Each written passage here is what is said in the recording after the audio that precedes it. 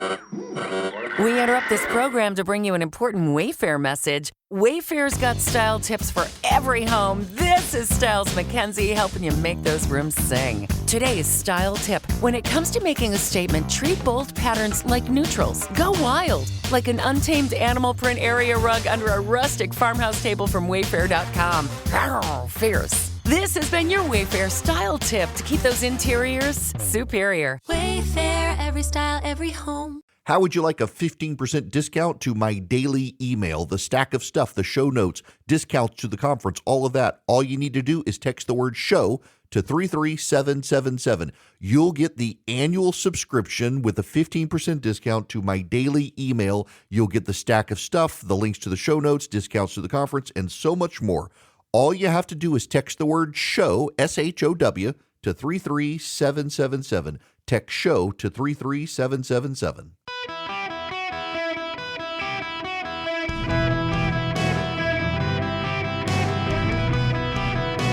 Welcome to the Eric Erickson Show podcast, Hour 1. I gotta admit my coffee feels a little broken this morning or this afternoon, wherever it is. Welcome, it's Eric Erickson here.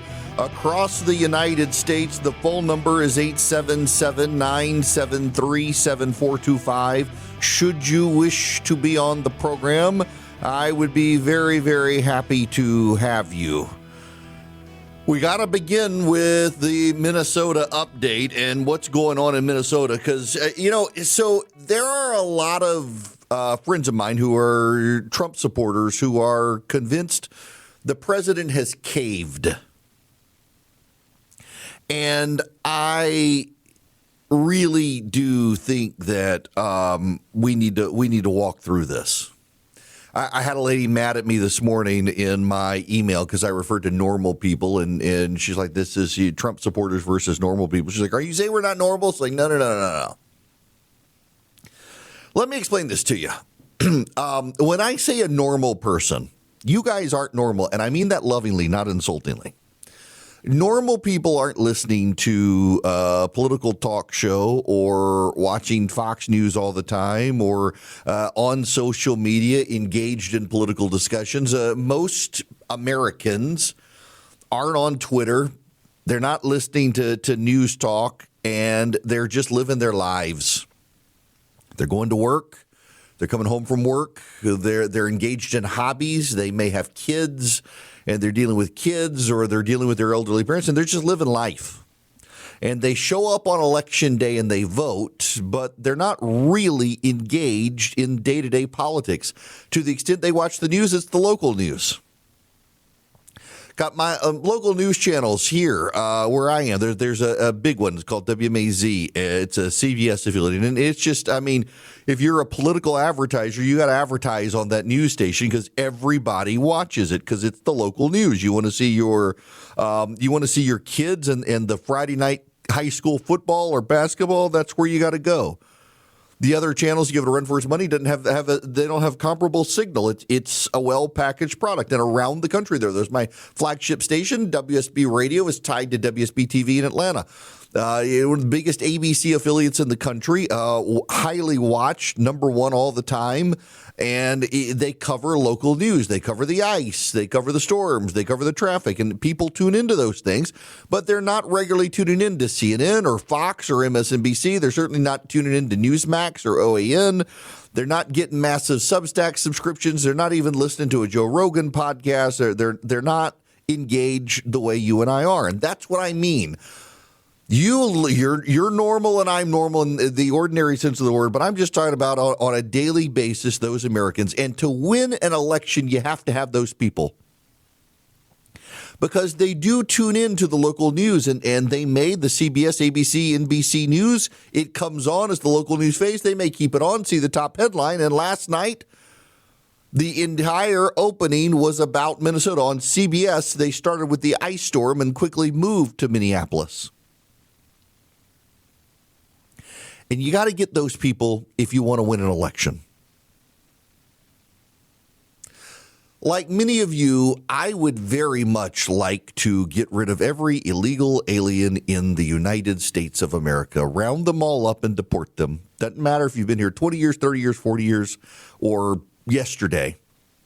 You're here without the permission of this country. You cut the line. Had a good run. Goodbye. The problem is that the way Kristi Noem and Greg Bovino decided to operate this with a quota system, and by the way, I don't like these quota systems. Like I don't like local police. They got to get so many speeding tickets a month. Normally, conservatives say that's bad. We shouldn't do the quotas. Do your best, get the bad guys, but also, like, quotas sometimes force police into dumb behavior. My mother-in-law got a speeding ticket last year. Well, it wasn't a speeding ticket, traffic violation. Maybe I should tell the story, but I'm going to. She won't mind. She turned right out of a parking lot, then immediately crossed over into the left turn lane so she could turn and go to her house. It is a turn that she's made for years. It's a turn I make. You pull out of the local Burger King near her house, and you got to cross over, get into the turn lane, and turn left. Otherwise, you got to go up about a half mile before you can turn again. It's what you do. It's what everybody does. And a police officer last year gave her a ticket for doing what she has done for years, what I have done, what my wife has done, what my kid does, what everybody else in that town does. Why? Because apparently, according to the police officer, she crossed over the solid white line of the turn lane. Well, yeah, because it was positioned there. Now, I do this all the time. She does this all the time. We all do this all the time. But that police officer probably had a quota to make that month. And it just drags down disrespect for the law. Everybody makes that turn. There's nothing wrong with that turn. There was nobody coming. But oh my gosh, you crossed the solid white line to make your left-hand turn. Now, inevitably, some yahoo is going to want to call the show and complain right now, and we're not getting on the phone because y'all all know exactly what I'm talking about. You make this sort of turn all the time, and no one has a problem with it unless you got an officer on a quota. And the same with ICE, or not ICE, Border Patrol. Border Patrol had quotas for deportations, and so they're rounding up a lot of people. And you can like it and I can like it, except here's the problem. They're rounding up not just illegal aliens, they're rounding up American citizens, and they're rounding up legal residents.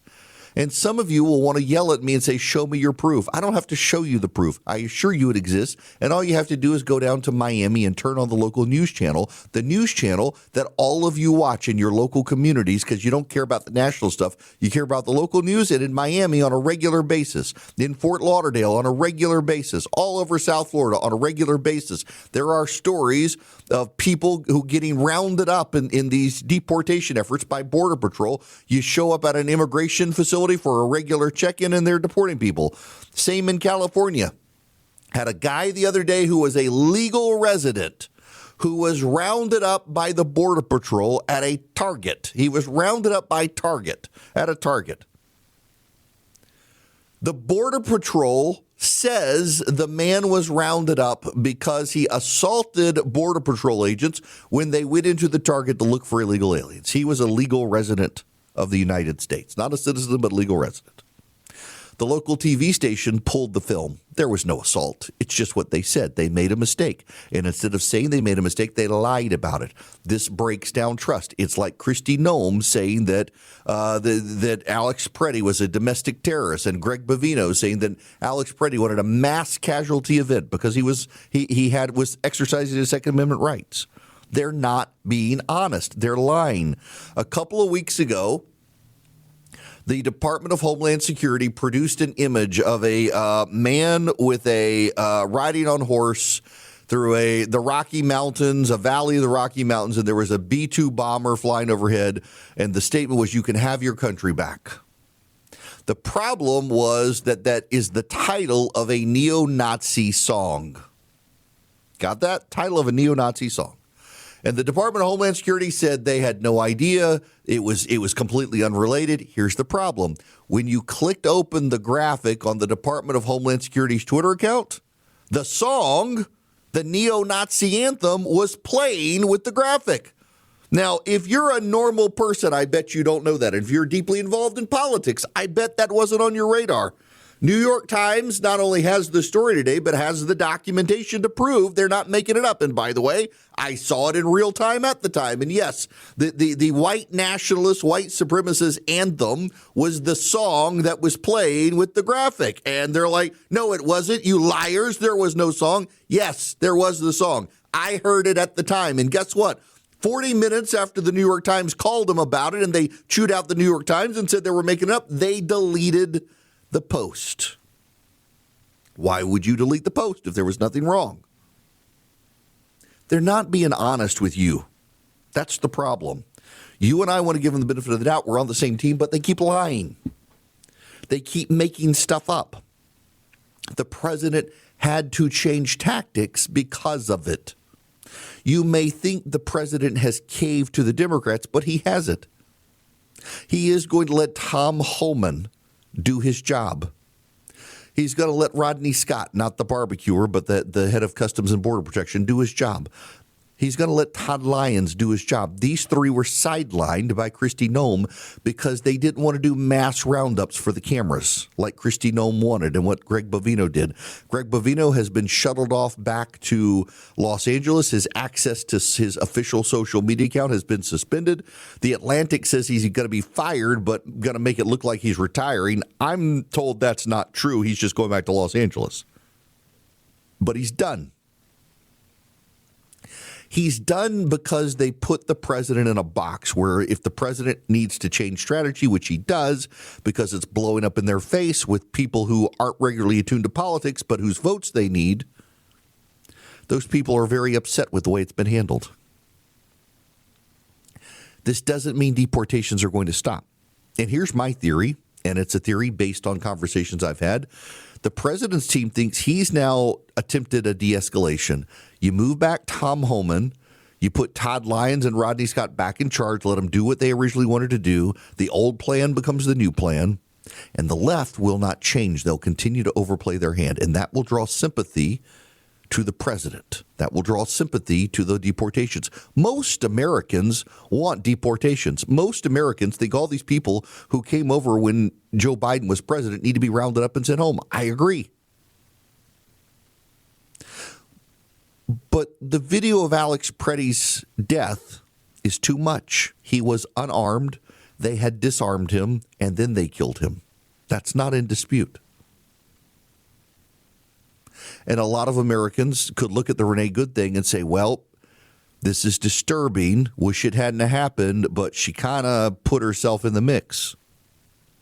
They look at Alex Preddy and they think, well, this is disturbing. He kind of put himself in the mix. But wait, they disarmed him and then they shot him? That's the problem. Everyone kind of wants to dance around. Alex Preddy was an activist. He was involved. He was this, that, or the other. They disarmed him before they killed him, and that's a problem for the president who wants to do deportations, and the Border Patrol looks like it's out of control. They have lied. They have put up a white supremacist propaganda on social media. They have. I'm not making that up. You may resent me or refuse to believe it because you believe they're so preciously valiant and good guys you can't recognize they made a mistake, but they did it. The president's got to do something. So what's he going to do? He's going to embrace Tom Homan's old plan. What was the old plan? You start with the recent arrivals, the gangs, the criminals, the rapists, the robbers, the people who get arrested for DUIs, the people who get arrested for other things, though not yet charged with crimes, but they're illegal aliens. You round those people up, you get them out of the country. Once you've proven you can do that competently, then you go for the recent arrivals. We know where they are. So you get the recent arrivals. And once you've done all of that, now we can talk about the people who've been here for 40 years. It's not a bad plan. It builds trust and it shows competence. It accomplishes the president's goals. And if the left is unable or unwilling to back down, which I suspect is going to be the case, more and more Americans will see how unreasonable the left is. Kristi Noem and Corey Lewandowski had a private meeting at the White House last night. She's not going to be fired, but she is going to be Tulsi Gabbarded. She's going to be set aside, ignored, and used as window dressing. They will insist she's in meetings she's not in. They will say she's making calls she's not making. They will do exactly what they've done to Tulsi Gabbard, who is irrelevant in terms of national security and intelligence, but she's window dressing. Kristi Noem will be the same way. She tried to marginalize Tom Homan and Todd Lyons and Rodney Scott. The Department of Homeland Security actually leaked negative attacks to the press on Rodney Scott, the head of Customs and Border Protection. Why? Because he wanted to do the Tom Homan plan because he thought the ICE agents were better trained to work in the field than the Border Patrol agents, both of whom he's in charge of.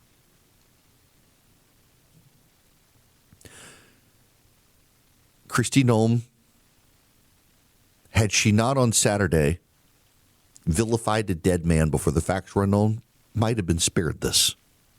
At this point, I don't think you can argue with the fact that she deserves what she's getting and then some. She caused this problem for the president. And if you're upset with the president, what you feel like he's retreating or surrendering to the left, you should be upset with Kristi Noem instead of him for putting him in this position.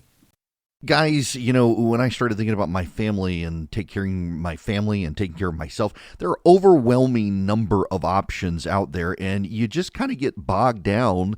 The inertia of being overwhelmed means you may not act. Well, let me tell you about SelectQuote, because for SelectQuote, for over 40 years, they've been helping Americans understand their options to get coverage they need. Over $700 billion in coverage and counting. As a broker, their mission's simple: to find you the right insurance policy at the best price. They can take the guesswork out of finding the right life insurance policy for your family, one that meets your budget. Life insurance is never cheaper than it is today. Get the right life insurance for you, for less, no less. And save more than 50% at SelectQuote.com/Eric, E-R-I-C-K. Save more than 50% on term life insurance at SelectQuote.com/Eric today to get started. That's SelectQuote.com/Eric. Don't get overwhelmed. Get SelectQuote. In Bullock County, Georgia, the sheriff's office has arrested Kenneth Marino Guzman. He's 26 years old. He is alleged to have invaded a mobile home on January 12th and raped a 12-year-old girl and held her and her 10-year-old sister at knife point. He's being charged with 10 felony charges and 10 misdemeanors. He is identified as a resident of the mobile home park near Statesboro, Georgia. That's where Georgia Southern University is. Guzman is in jail now.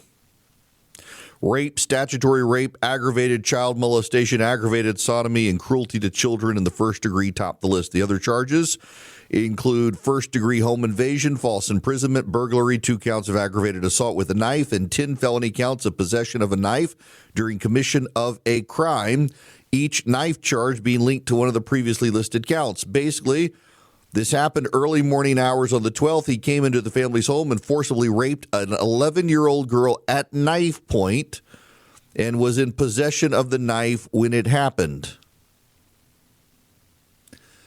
Guzman is an illegal alien. He came into the United States during the Biden administration. Please don't tell me that we don't need to deport these people. And by the way, he had no criminal record before this. So excuse me for saying we just need to go after the people who've already been found guilty of crimes. This guy came here in the last 5 years and has raped an 11-year-old girl at knife point, was an illegal alien who shouldn't have been here, but Joe Biden let into the country. Deportations matter. Let me tell you about Incogni. I actually had a call with them this morning. So, you know, there are these data brokers online. Insurance companies use them to get information on you that can affect your rates. Other brokers do. The spammers and the scammers can get your cell phone numbers from these data brokers online. Incogni, I-N-C-O-G-N-I, Incogni. Incogni.com. They work online to make sure all that information is taken down. I used to use these sites when I was a lawyer to try to track people down to sue them and their addresses and stuff. Incogni makes sure your data is removed from these and other sites, scam sites, black market sites. They send letters. They're persistent. They work in the background as your legal representative to wipe your data off the internet. Incogni.com/Eric is where you want to go. You get 60% off. INCOGNI. Incogni.com/Eric, ERICK. Incogni can help clean the mess up online that is private invasion of your privacy online. Incogni.com/Eric. Looking for a Valentine's gift she'll truly love? 1-800-Flowers.com knows what she wants. For 50 years, 1-800-Flowers has helped guys like you get it right, delivering millions of fresh Valentine's roses nationwide. 1-800-Flowers offers premium fresh-cut flowers backed by their 7-day freshness guarantee, plus same-day delivery when you need them on time. Valentine's is coming up and bouquets are selling fast, so don't wait on this. Order today at 1-800-Flowers.com/podcast. That's 1-800-Flowers.com/podcast. Welcome. It's Eric Erickson here. Y'all, good Lord. The Florida Storm Chasers account is saying, based on the weather projections for this coming weekend, you could get Gulf effect snow in Tampa. Even possibly up towards Gainesville and Orlando, you could get Gulf effect. So, lake effect snow. It's where the water vapor, when you see like steaming lakes in the wintertime, that steam freezes and you get snow. And they are looking at potential Gulf effect snow this weekend, coming off the Gulf of America, Mexico, whatever. Is snow this weekend because the temperatures are going to be so low. That is awful. I am really morally opposed to the temperature, not only being less than my age, but I mean so low that if it was a person, I couldn't even date them legally. This is just awful stuff. I woke up this morning here in Middle Georgia, and it was 19 degrees at my house, and then I had to do a radio interview in Dayton, Ohio with WHIO. It was 5 degrees there and had been lower than that overnight. I've got a nephew who moved from rural Mississippi, southern Mississippi, to Wisconsin. Obviously, a girl was involved. And like the high today will be less than 0. I am really morally opposed to that. I'm sorry, but if you've got to put a mathematical symbol in front of the number to register the temperature, you should not live there. This is ridiculous. Ridiculous. I don't like it super hot, although I think I'd prefer it super hot. My golf course is closed today. Why? Why is my golf course in Middle Georgia closed today when it should be open? Because the ground is frozen.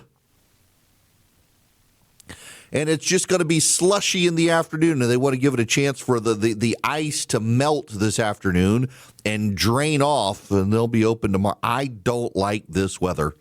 Do not like it, Sam. I am. Now, I must move on.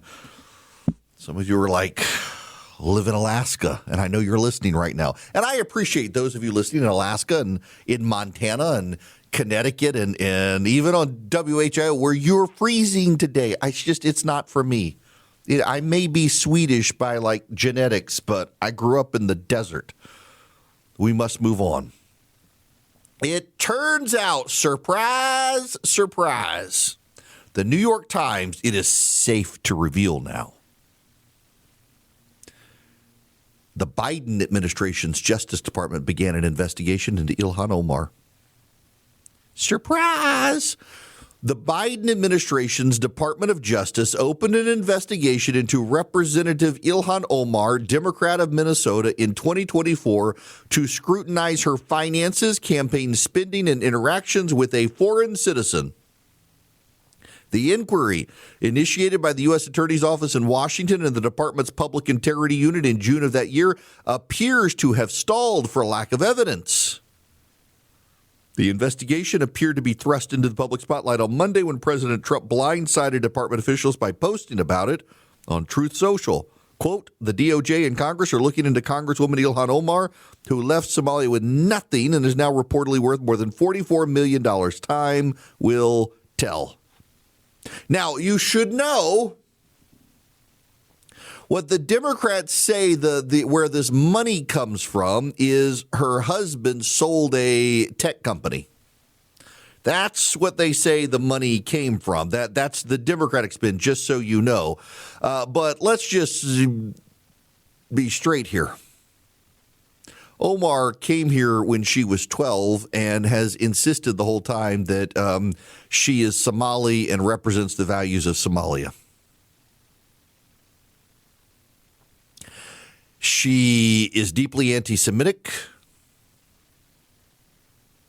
and she regularly suggests some level of dual loyalty to Somalia, not just the United States. And she has become wealthy. If through her husband selling a business, okay. If not, we should have questions. But, you know, there are still questions about the Somali community. So just randomly, Jacob Fry, I don't have the audio with me. I don't think I pulled the audio.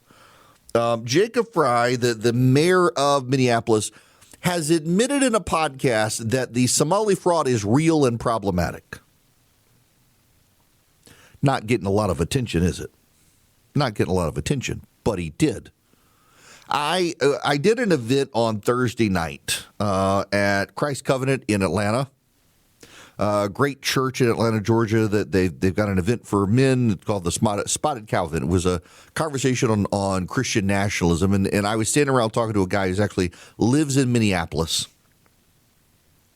And he knows a lot of the prominent politicos and politically connected people. And he was saying that behind the scenes, they all admit and acknowledge that the fraud is a real problem. But also, the Democrats are expected to stand up to Donald Trump, so they don't want to do anything about it, because it might give the president fuel for the fire and fodder, which is just we are in this weird environment where both sides believe they got to really fight the other side. You know, so some of my very best friends were in a group chat. And we were talking about the deportation stuff last night and how some of them are very frustrated with it and feel like the country's going to hell in a handbasket.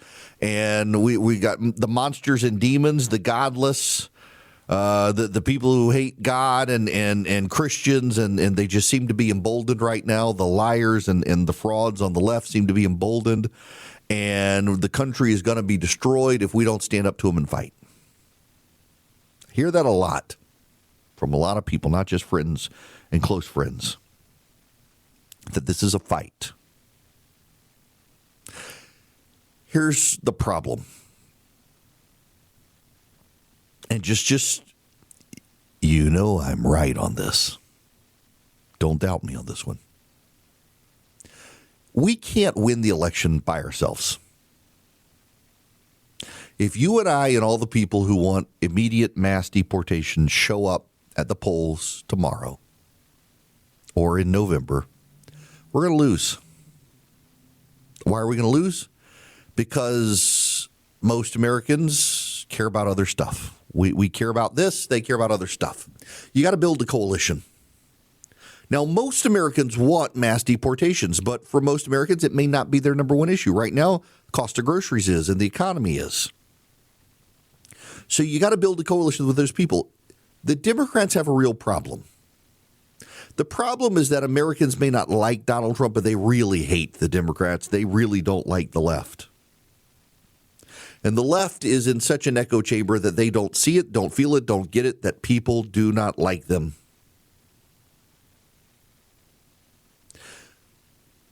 But people also don't like Donald Trump. So for people who don't like Trump, but they really hate the left, you've got to give them an excuse to go vote and to get them to vote for Trump. So you got to build a coalition with them. You got to find ways to get them on your side. And I think Trump changing course in Minnesota, getting rid of Bovino, sidelining Noam and Lewandowski, letting Tom Homan, who got a Presidential Medal of Freedom Award from Barack Obama, letting Tom Homan run point on this, is a good way to repackage it. The president can say, see, I changed. It was a tragedy what happened, and I changed, and look at the left. They still won't work with us. In Buffalo, New York today, the mayor of Buffalo, New York has signed an executive order prohibiting local police from working with immigration officials. Now, if you weren't here in the last segment, in Georgia, a 26-year-old man has been charged with rape and assault and burglary, or breaking in of a building, rape of an 11-year-old girl with a knife. He's an illegal alien, has no prior record. Came into the country in the Biden administration years. He's got no prior record. I think this is a case where the president can go to the American public and say, see, this is why we have to get rid of all the recent roundups, all the recent people who came. Why should we wait until an 11-year-old is raped to deport from this country someone who's not supposed to be here in the first place? I mean, that's the thing that I keep coming back to. Why do we have to wait? But you got to make that case to the American public. You've got to make that case. This is a perfect example of a case you could make to the American people that I think the American people will find reasonable. And then you can tie all the Somali stuff. In Minnesota, a lot of these people are making millions of dollars, and the Somali community in Minnesota per capita has more people on welfare than any other group of people. They're making millions of dollars off welfare fraud, and they're on welfare concurrently, consuming resources. They refuse to assimilate or integrate into the country.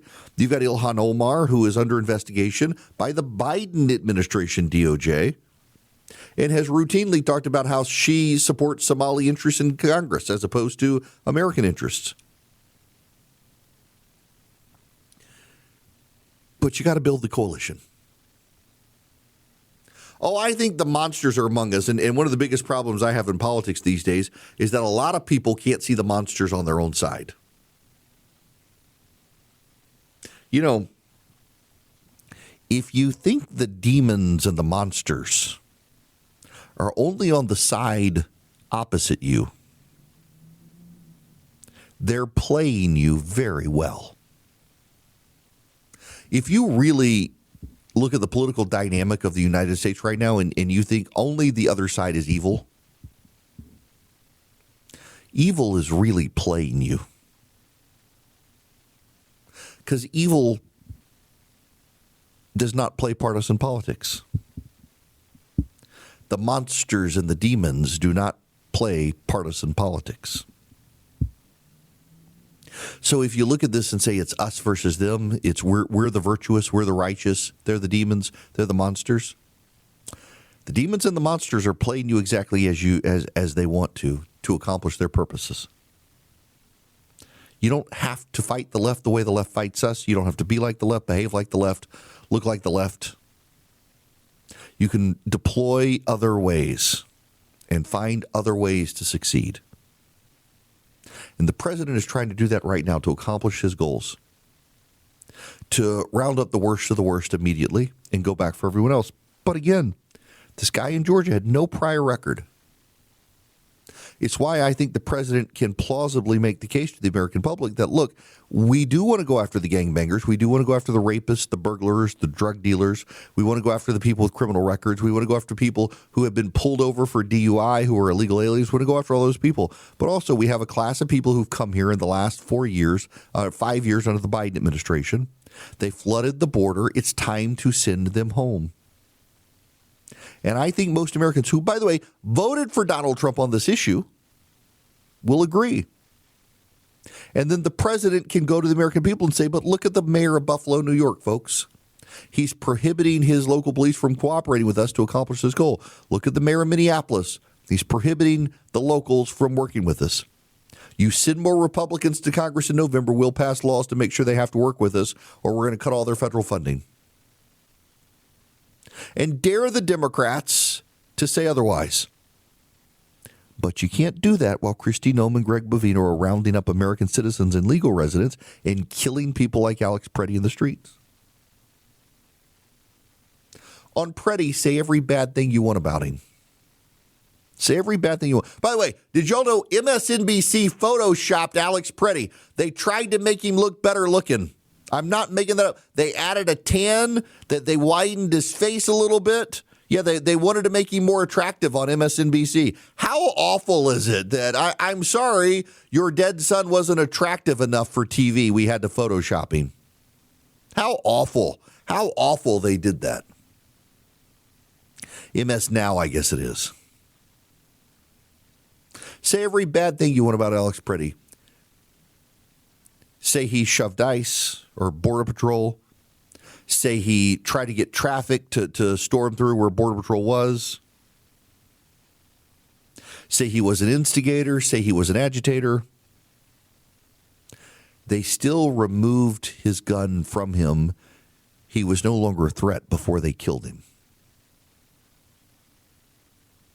You got to get past that message. And the way you get past that message is the president doing what he's doing. He's put Tom Homan back in charge. The grown-ups are back in charge. Now, ladies and gentlemen, we can't just get the criminals because we have guys like Guzman down in Georgia who came here during the Biden administration, who raped an 11-year-old girl at Night Point with no prior record. If we follow and do what the left wanted us to do, that guy would still be in the country, and there are plenty of others like him. The easiest solution, we have the list of the people who came across the border during the Biden administration. Let's go find those people and let's deport those people. It's not like they've been here 40 years. At most, it's 5. Let's get them gone. Hello there. Welcome. It is Eric Erickson here. I was going to tell you guys something, and then literally it slipped my mind. Oh, my goodness gracious. Okay, I know what it was. I'm sorry. It's so stupid that it just, like, really... Okay. The idiot Candace Owens, proving herself to still be an idiot, is on social media today saying, y'all, it's 30 degrees at my house and the ice in the trees isn't melting. She's apparently never seen anything like it. It's 30 degrees and the ice isn't melting. Surely something is going on. This is, let me read you the exact tweet. Back online after internet blackout, I grew up in Connecticut and have truly never seen an ice like this ever. The temperature is 30 degrees, but the ice on our tree tops is not melting at all. Never seen anything like this. Anybody else? I will take a video to show you guys what I mean, but it's almost like dry ice, and it's taking out an absurd amount of trees. Again, 30 degrees, and none of the ice is dripping from the trees.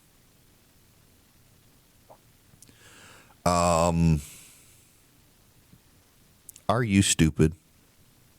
Apparently, you are stupid. Maybe Charlie Kirk got in a time machine and went to the Jews a very long time ago and asked them to invent something called the Fahrenheit scale and tell them, you know and I know that it's got to hit 32 before the ice melts in Candace's yard. But don't tell her or anybody else. What a blithering idiot people listen to this woman for. Good gracious. All right, we got to move on. I got to tell you about Swiss America. Swiss America wishes for you to know all about what's happening with gold right now. Because, why? Gold prices are skyrocketing. And, you know, silver crashed and then rebounded. It's a weird metals market right now. Swiss America's got a podcast on YouTube, Swiss America Trading. Look for it. And they explain what's going on, why gold continues to soar, why silver's been finicky. They've also been warning people about a secret war on cash for some time. If you call Swiss America, you can get their report, The Secret War on Cash. Call them at 800-289-2646. That's 800-289-2646. Just mention my name, Eric, when you call or text 800-289-2646. Or you can also go to SwissAmerica.com/Eric, SwissAmerica.com/ERICK, and check them out on YouTube at Swiss America Trading. Message and data rates may apply.